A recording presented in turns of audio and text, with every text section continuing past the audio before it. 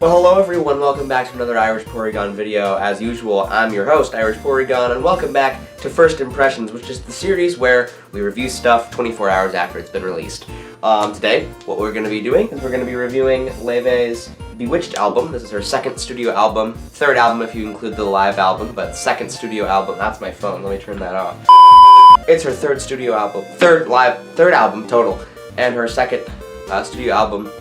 She's a great artist. She's been doing stuff since 2020, so she's pretty new and pretty recent, pretty hip. She's a jazz artist, and she just released her second album, which is Bewitched, which we'll be reviewing today. That was a lot of restating the whole same thing several times in a row. I apologize for that. If you notice something wrong with my voice, it's because I'm sick right now, which is not fun, but I wanted to make a YouTube video because I'm sick. You're also probably wondering where the heck I am. I'm at college now. So it's a bit of a different experience. So yeah, the bad news is I'm sick, good news I'm at college. More good news, the Lions won last night. I'm not a Lions fan, I'm a Jags fan. But it's always a good day when the Chiefs lose. Anyway, let's get right into it. So going into this, Laufey has been something of just pretty standard jazz stuff. It's she's been kind of responsible for kind of reviving some of that jazz hype in the younger generations. She's definitely at the forefront of the new jazz movements.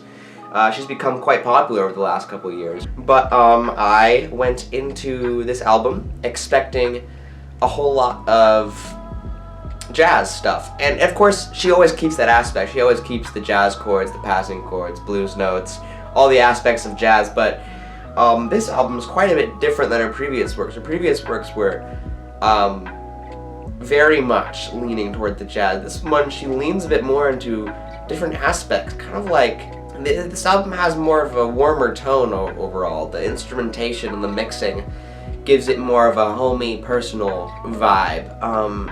And it's a little bit different. It's a nice little twist. It almost kind of branches into bossa a little bit. And I'm not complaining about that. I love bossa music, but it's just something new that we haven't really heard from her, and so it was very much a new experience. Overall, I love this album. Let's get into the tracks.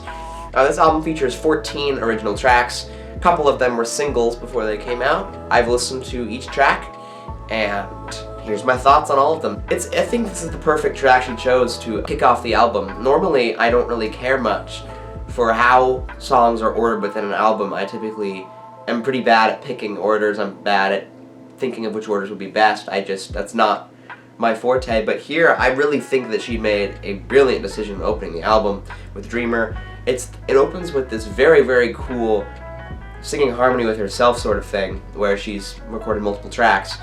And she records it, Laufey has a very rich kind of alto sort of voice. She's in that lower range.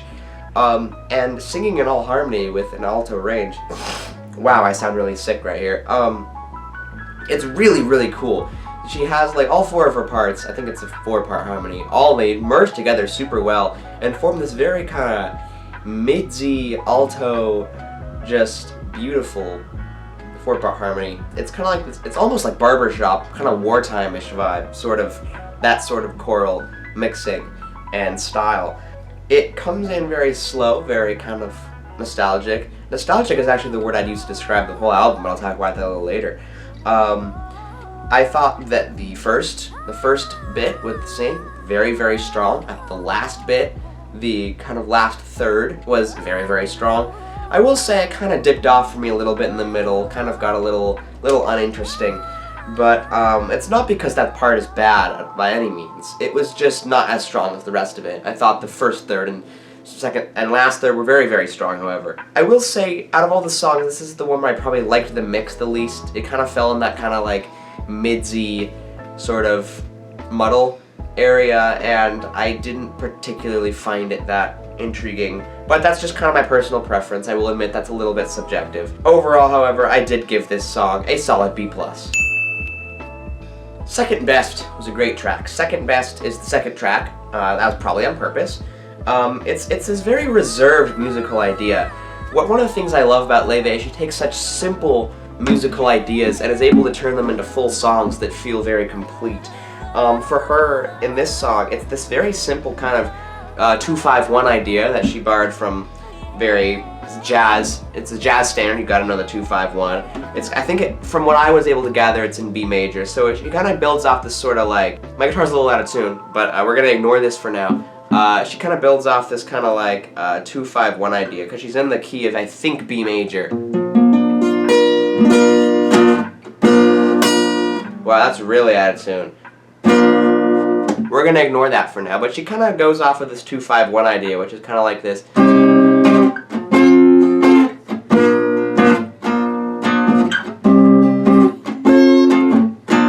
But it's this very simple idea that she builds on, which that's what I love about Laufey. She's able to take just such simple ideas and build them into something more.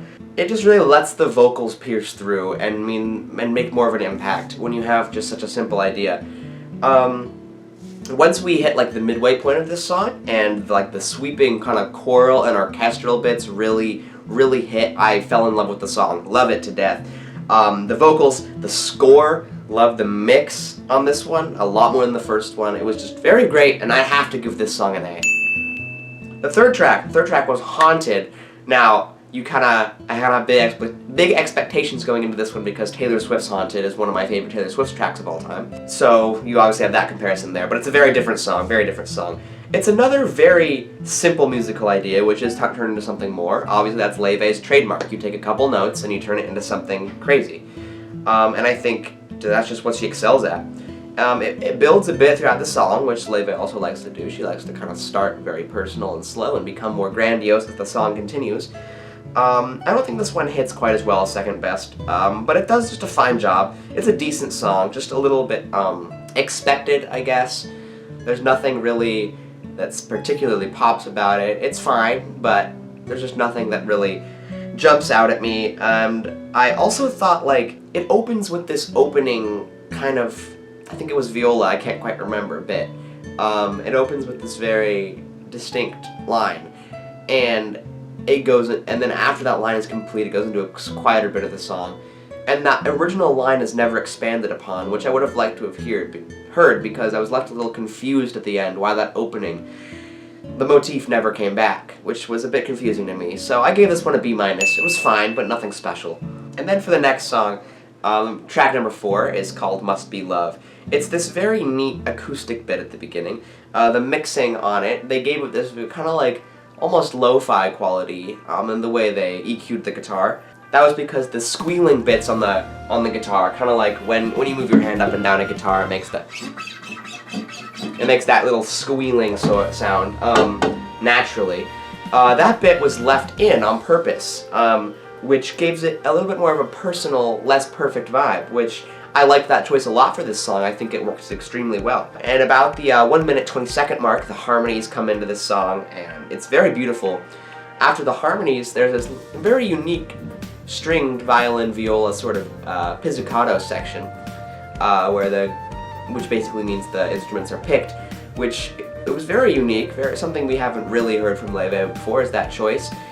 And it almost leads into this call and response section where there'll be a measure or two of vocal harmony, and then a measure or two of the harmonies drop out, and it's pizzicato violin.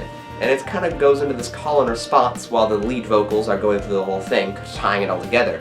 It was very unique. I've never heard a call and response between vocals and pizzicato strings, which was very unique to me. I found it very interesting. And then at the end, the two ideas come together and play at the same time, all while those lead vocals are, of course, Laufey's beautiful alto voice going through the whole thing. And I really liked that final chord with that descending, the bottom voicing on the song. Laufey has this descending bottom voicing over the last chord. It was very, very cool, kind of led to a very relaxing, sort of settled, almost felt like a fresh breath out at 5 at the end. It just kind of made you breathe out. And it was a very, very good song. Not quite as strong as the others, but I still give it a B. Liked it. While You Were Sleeping was less of a jazz song like we're all used to. As I briefly touched on before, it's more of like an acoustic bedroom pop sort of vibe, is what I would call it. It still has those jazzy chords that we know Laufey loves, and those passing chords, those blue notes, still that kind of thing.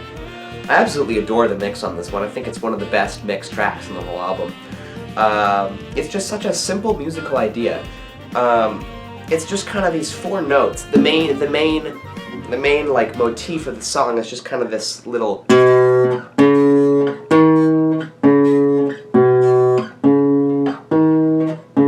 It's just those 4 notes, and that's another example of Laufey taking simple musical ideas and really maximizing what she can do with them. I don't think anyone can do that quite like she can. It goes back and forth also from like a major feel, more of a, like an upbeat sort of major key, nice tone, and then sometimes it swaps into a bit of a more of a minor key. I think it's the parallel minor, or yeah, the parallel minor, which was really cool. I like when songs do that, when they kind of have some sections of the song in major and some in minor. It's very unique. Also, there were these ideas. There was kind of this line cliche idea, which I think it was executed pretty well. It wasn't like a traditional line cliche. It kind of went into the line cliche and then went out of it and then went back in. It was very unique. Also, there's this whole violin thing where I think it's a violin. It's sliding up and down. I guess you wouldn't call it a fretboard, maybe a fingerboard. You'd slide up and down it, and it was this very unique effect. I loved the song a ton, and I gave it an A-. Track number 6, Lovesick. So here we have a variation of the creep progression, not the creep possession. That's an entirely different thing altogether. But it's in E rather than G. Wow, this guitar is out of tune. Hold on, give me 1 second. And that's a lesson on why you tune your guitar before you make a video on music. That's embarrassing. Anyways, the creep progression is kind of like this major 1, and then major 3, major 4, minor 4, back to the 1. And she does a variation on this. It's dropped down from G down to this E. It's in E from what I was able to gather. It's sort of this, and it is major 1, and then it goes up to the major 3, and then major 4, but then on the 4th chord it goes back down to the 1 early to set it up for the next one. And this progression goes on for the majority of the song. It's in this sort of E major feel, which I thought was cool. I think it's cool that she's able to not just make these complicated songs, but also do a lot with a little and just have a very basic chord progression and do a lot with it. When the explosion of this song happens, it's very dramatic, very well done.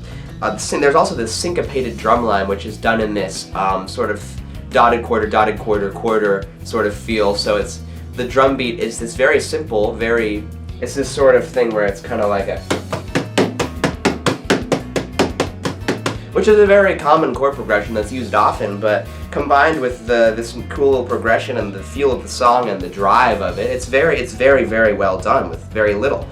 Of course, Laufey couldn't resist having a couple blue notes in there, a couple little out of place, little unique notes that adds to the uniqueness of the song, which, as Laufey always does, makes them sound completely natural, and all of her blue notes just sound like they fit perfectly. She's very, very good at selecting notes. Because that's just what she does. I gave this song an A. Number 7, California and Me. Of all the singles on this track, I have a bit of a personal connection to this one, which I will get into, but excuse the possible bias on this song. It's a very good track. It is a good track. There's just these very intriguing woodwind parts, which I thought was very unique.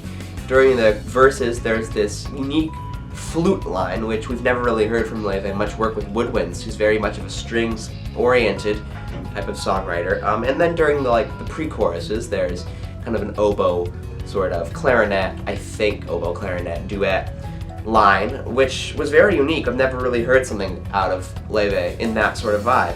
The strings really come in really well in the choruses, and the strings go very, very hard, kind of, which it was distinguished the choruses more from the pre-chorus and verse, because those have more of a woodwindy, while the choruses are more strings. However, I will say it never really feels like it reaches a climax. There's no big point of the song. There's no grandiose sort of peak that the song reaches. It kind of just builds and then goes down before it feels like it's justified itself. And so that kind of took a lot out of the song for me as I was waiting for this climax to happen, which never really seemed to come. But it's entirely possible the song will grow on me with time. I gave it a B- for now. Track number 8 is called Nocturne, the Interlude. and it's exactly what it says in the title. Laufey just wrote a piano nocturne, entirely on piano, no vocals, no nothing, as the interlude for the album halfway through. This one's difficult to put a score on for me, as I think it's just meant to be an interlude, and it does a great job doing that. But as for what it is, it does what it's meant to be. It's very full sounding. It's like the beginning, first half, feels very full, very, it doesn't feel like it's missing something. It's very full, I guess. And then for the second half of the song, it's a little bit more stripped down for a more personal vibe in the second half, and I thought it was a great track. Gave it an A-. The ninth track is called Promise. It's a very, very good track selection coming out of the interlude, because it opens with more piano. I've always talked about how I'm never much of a track listing order sort of guy, but I do think this is definitely the best track coming out of the interlude. It's a very nice choice, as it opens with more of that kind of warm piano sound. There's a line cliche chord progression. If you don't know what a line cliche is, it's where the root note of the chord, or the bass note of the chord, goes down by one or up by one. And that's kind of the chord progression of this song. It's a line cliche. And the warm-sounding piano kind of gives that like little homey feel. Oftentimes line cliches can feel a little bit tense, but this one gives it kind of a homey feel. The strings creep in again. A common theme for this album is that the strings creep in at some point. It never opens with strings very often, and often the times they'll creep in a little later. There's also this really cool drum part I liked a lot, where the drummer did not use sticks. The drummer used a brush and brushed the snare, which kind of gives that rolling, you know, kind of purr on the snare. I guess a purr is a good way to describe it, I don't really know. The bass is very rich, the bass is very warm, as are the rest of the instruments, but the bass is particularly rich. I like it a lot. When the big explosion happens in the middle of the song, it's kind of one of those eyebrow-raising moments. You kind of perk up a little bit, which leads into this very cool, like, piano lead-led instrumental, reminding you of the main musical idea of the song, very unique musically. Then everything drops. Everything drops out about 2/3, 3/4 of the song, way through. And which means Laufey wants you to focus on the lyrics for a bit, which is a great decision. I think it really made what she has to say coming out of that drop hit more on that target audience. And she has a very nice couple of phrases there, very well-written phrases. I'm never much for grading lyrics. It's never been my main focus on music. I'm more of an instrumental type of person. But I think that Laufey does just a very, very good job here writing some great lyrics. B+. From the Start blew me away. Another one of the singles from this track, so I have heard this one before. It was a big single. It's interesting because Laufey really leans into her bossa skills on this one, bossa nova, which is an Argentinian style, as I think it's Argentinian. Give me 1 second. A few minutes later. I'd like to apologize for all my bossa enjoyers out there. It's a Brazilian style, but anyways, it's kind of a bossa style. It's very much this like sort of jazz on guitar, kind of laid back, like syncopated rhythm sort of thing. Laufey has a very good clear grip on what makes bossa good. She has the stabby guitar bits, that kind of boom, boom, boom, kind of that specific rhythm you need for bossa, and also the sort of clicky drum set where you do the kind of rim taps on the snare in a very syncopated way. And she has a very clear grip on what bossa is. The song has 100 million listens on Spotify, which is incredible. It's the most listened to album on the track, and it deserves it. This track is just so intriguing, so unique the whole time. Laufey has this very unique vocal riff session where she kind of just uses vocalization, those kind of ba-da-da-da's sort of vocalization. There's a cop outside. That's interesting. Anyways, yeah, she has this vocalization, this kind of ba-da-da-da-da-da sort of vibe to it, which was very, very cool. I liked that section. It was maybe my favorite section out of the whole song. I kind of wonder what that vocal riff would sound like on like a Gretsch electric guitar. You kind of put a jazz patch on it, and I kind of wonder what that vocal section would sound like on guitar. I think it would be really cool. This is a song that is great, just not only for musical fanatics, but it's accessible to the everyman too. It's one of those songs that just appeals to all groups, while also not feeling bland, like it's stretching too much, trying to appeal to everybody. It feels like it appeals to everybody, but also feels very personal and unique, which is very, very difficult to pull off, and she does it very well. It's so good. Every chorus is unique with its own little piano. The piano does something different on every single chorus. And I also love the mix on the track. The production value was insane. I love it. Everything about it just slaps super hard. And I have no other choice but to give this song a big old A+. That's right, A+. Only A+ on the album. Oops, spoiler. Anyways, 11. Misty. This is probably my least favorite track. The instrumentation is just very simple on purpose, and I understand that, to make the vocals pop and be the focal point. However, I was just a little underwhelmed. The lyrics, they aren't better than the rest of the album, which, for a song that's very, very focused on the vocalization, you'd expect the lyrics to be more hard-hitting, unique, something about them to be special, which I didn't really find. They just didn't resonate. That being said, it's a fine song. It's just a weak link compared to the others, just lyrically, skillfully, performance-wise, you know, all those ways. But I might be being a bit too picky. I just found it a bit dull, so I gave it a C+. Next track, Serendipity. This one feels like a bit of an extension to Misty, but I think it's a touch better than Misty. It feels like it's building this a climax that ends up a little underwhelming. It feels more content with itself, I will admit that, as it's only piano and vocals with a minor bit of string, so it's less instrumentation, so it feels more content with itself. It just feels like it knows what it wants to be, and it does a good job executing that. It's a nice little song. It's not poor or bad by any means. It feels like a Norah Jones track, which is not a problem at all. I do like it. I'll give it a B, maybe a B+. Nah, maybe a B. I feel too mean. I'll give it a B+. 13th track, Letter to My 13-Year-Old Self. That was undoubtedly on purpose. There's sort of a numbers theme going on with those track listings. This is a really, really cute song. I love it. It makes you just feel warm. It's one of those songs that it makes you feel warm inside. The guitar has this beautiful tone, and Laufey almost takes on this timbre of being like a mother in this song, sort of like that gentle, motherly figure to her younger self. It's just such a good song. It's very heartfelt, very touching. And clearly this song means a ton to Laufey. You can just hear it in her voice, in the way she did the song. It means very much to her. It's just some great stuff. I think anyone would be crazy to give it anything less than a B. I think it's much better than a B, but I think anyone would be crazy to give it anything less than that, just because you just wouldn't be doing it justice with your ranking. It's so well done.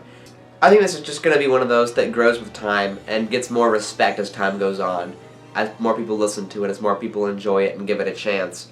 And it may be my favorite Laufey track someday, but I think it's just going to get better every time I listen to it. I gave it an A. It's great.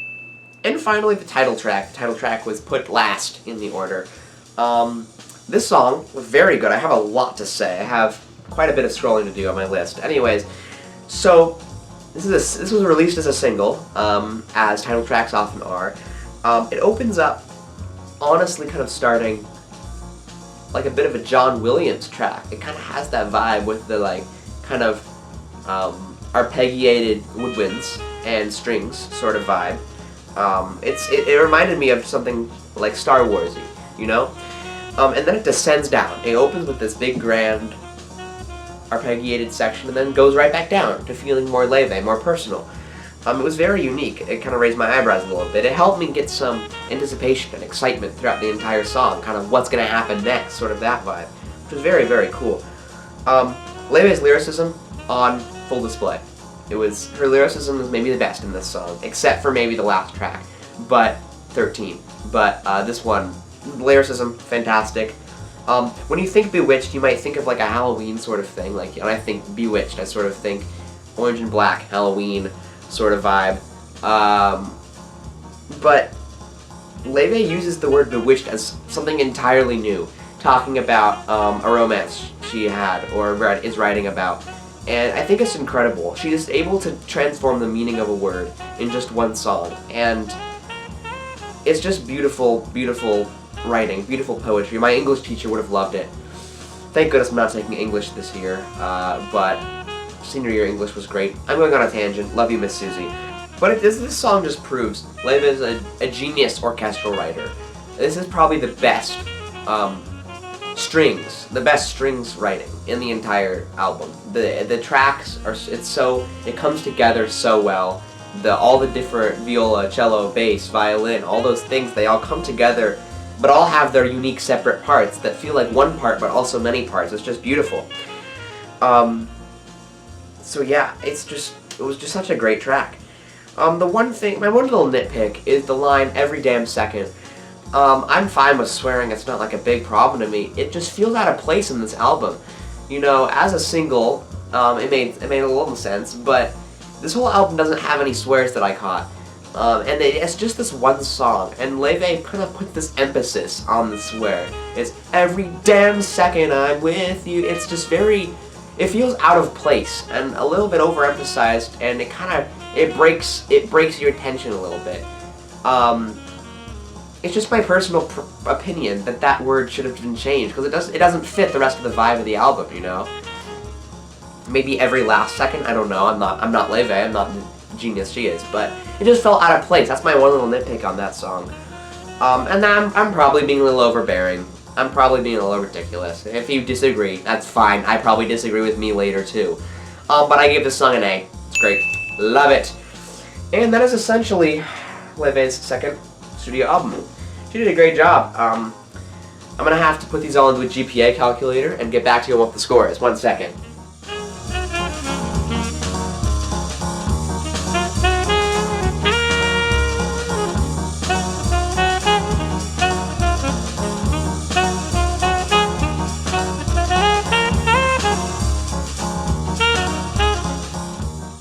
Okay, so after a little bit of math, for the A+, I put in a 4.3 to the GPA scale, because A+'s don't technically exist, but whatever. I came out with a B+ as the average for all these songs, which I don't really think is fair. I think B+ doesn't describe this album well enough. B+ is not quite good enough. I think this album is an A. I think the standouts of the album are much better combined than the lowlights of the album. I think that it's just, the lowlights are just good songs, while the highlights are spectacular instant classics. And I think that just, you have to recognize it for what it is at its best more than what it is at its worst, just because of how good those songs are. So I'm gonna give this album an A. Also, the track listing is, the way she orders the songs, I think was very, very well done, which normally, I've said before, I don't really pay attention to most of the time, but this album made me pay attention to it, which was very, very cool. But yeah, I'm gonna have to give this one an A. It may even get better with time. Maybe someday it'll be an A+, but I'm a little bit of a harsh grader, so maybe not. I highly recommend it. Highly, highly, highly recommend a couple listens. I'm gonna have to give the Best Song Award on this track to From the Start, track 10 on the album. I think it's far and away just a masterpiece, one of Laufey's best works, if not her very best. It's just fantastic, full to the brim of great things, bossa nova, love it. I'm gonna give the award of least best song. I'm not gonna call it worst song because I don't think it's bad, I just think it's the least best. I'm gonna give least best to Misty, which is ironically the song that comes after From the Start, but I just think that was probably the weakest. Didn't achieve very much, but by no means is it a bad song. Yeah, that's gonna be it for this video. But yeah, that's gonna be about it for this video. Big A to Laufey. Well done. Fist bump, Laufey. Knock my hat off. NFL kickoffs this weekend. Go Jags. Yeah, that's gonna be it for this one. See ya.